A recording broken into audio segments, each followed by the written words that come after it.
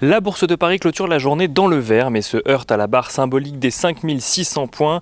Dans le détail, le CAC 40 gagne 0,56% à 5598 points très exactement. Et sur la semaine, le CAC 40 gagne tout de même 1,95%.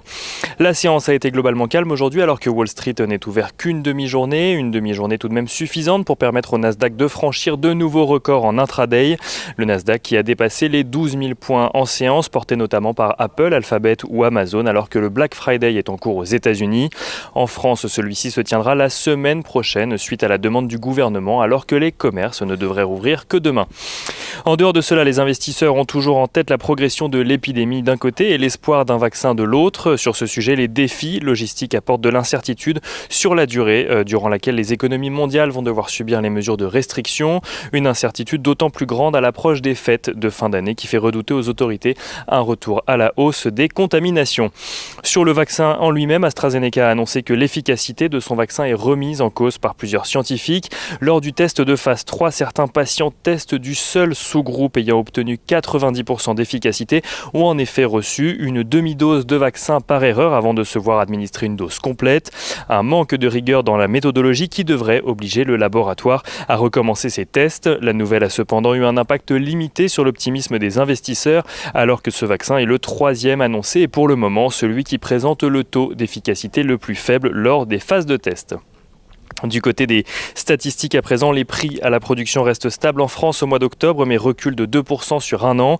Les prix à la consommation ont eux augmenté de 0,2% sur un an au mois de novembre, tandis que les ménages ont vu leurs dépenses de consommation rebondir de 3,7% au mois d'octobre par rapport au mois de septembre.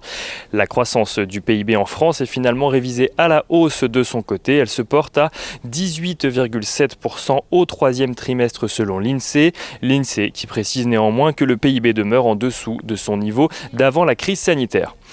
La Chine voit de son côté le profit des entreprises industrielles bondir de 28,2% sur un an au mois d'octobre, une nouvelle qui a d'ailleurs permis aux marchés chinois et asiatiques de clôturer la séance dans le vert ce matin avec le CSI 300 qui gagnait 1,24%. Du côté des valeurs à présent, la Banque de France a fait savoir via son gouverneur François Villeroy de Galhau qu'elle était favorable à une distribution de dividendes dans le secteur bancaire. La BCE qui avait demandé dès le début de la crise aux banques de stopper la rémunération de leurs actionnaires pour se concentrer sur le soutien de l'économie, doit se prononcer à nouveau sur le sujet au mois de décembre. Et en matière de dividendes, justement, Saint-Gobain fait savoir que le rebond de ses activités au second semestre lui permet de verser un dividende de 1,33 € au titre de 2020. Une annonce qui intervient à la suite du gel des dividendes de 2019 afin de préserver sa trésorerie dans le contexte de pandémie. Lundi, les investisseurs pourront prendre connaissance des indices PMI en Chine pour le mois de novembre, mais aussi de ceux de la région de Chicago aux États-Unis. Les membres de l'OPEP+ se réuniront de leur côté pour décider des quantités à produire à partir de janvier.